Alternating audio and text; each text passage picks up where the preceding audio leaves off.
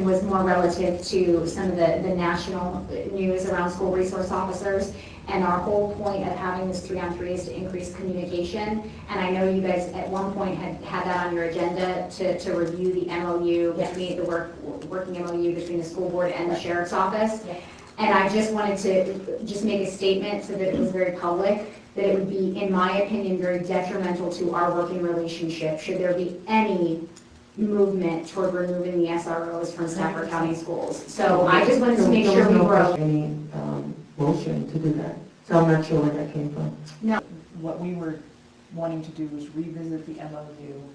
I think there were some aspects of the MOU that we feel may need to be adjusted. So, sometimes we might have an officer who, for whatever reason, doesn't work in a school setting.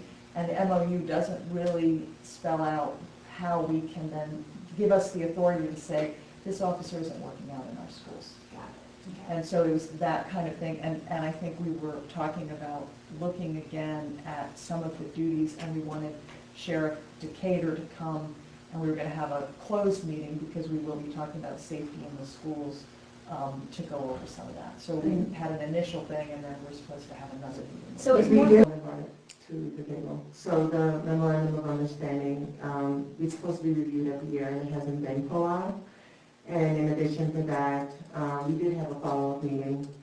So we had a first meeting, then we had a follow-up meeting.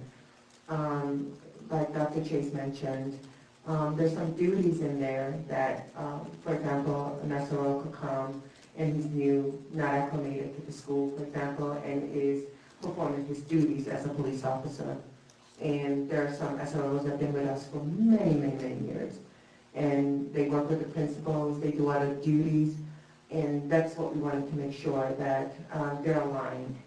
And to speak to the elephant in the room, we wanted to make sure that we're treating minorities as children, as students, and not as individuals that they're just seeing as going through a justice system, school to prison program.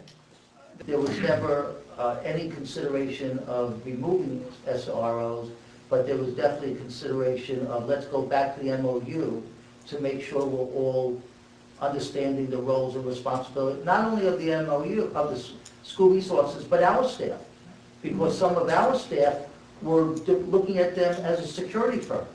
That's not, that's not the role either. So it's just like what we're doing tonight, but do it in a closed session because that security report has some things that need to be kept, That's all I just wanted on the agenda for that, so we could all get on the same page, because I would hate to have this great working relationship kick off, and then when I saw it on there, and just with the national, what a lot of cities and towns are doing across the nation regarding their SROs, it was definitely something that I thought we should not be doing in Stafford, and would definitely impact our working relationship if it were done, if the program was removed. So that it was done in Texas, where I came from, that I just thought was a phenomenal thing, and it gets brought up to me all the time, is that the SROs had hero cards, and those little hero cards mean a lot.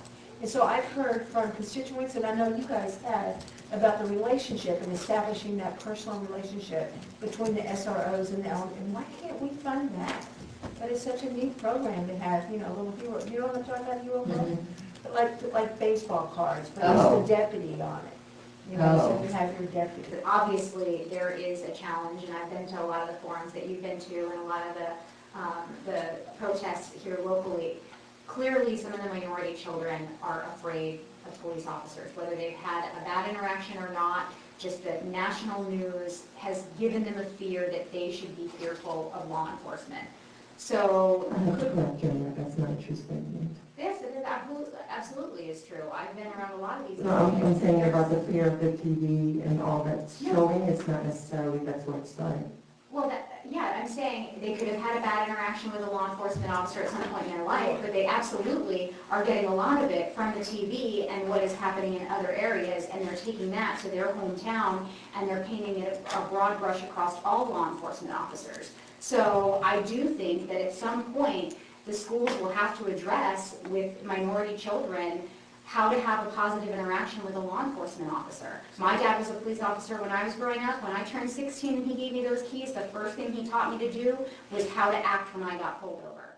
I'll just submit that the problem is probably a lot larger than that. Oh, yeah, for sure. And so, for example, very few white parents ever sit down and have a conversation with their children about race. They don't talk to their children about it at all. And almost every black parent I know has a conversation with their children starting at a very young age about race. And that conversation, I mean, many black parents that I know do not want their children to be too comfortable with police officers. Because they're very concerned that if you're too comfortable with that police officer, you're not going to be careful and you can end up dead. And so it's a very different worldview and experience. So I don't disagree with you that we all need to be trying to find a solution, but I don't think it's going to be an easy, quick solution. What the same forum Ms. Bonke was, and heard the young girl say that she was terrified of the school resource. The school resource officer had never done anything or never had an interaction. I went up to talk to her afterwards. She'd never had a negative law enforcement experience. She was just afraid of them, and she'd even said that it wasn't from her parents. She was just afraid of them because of the things that she sees on TV.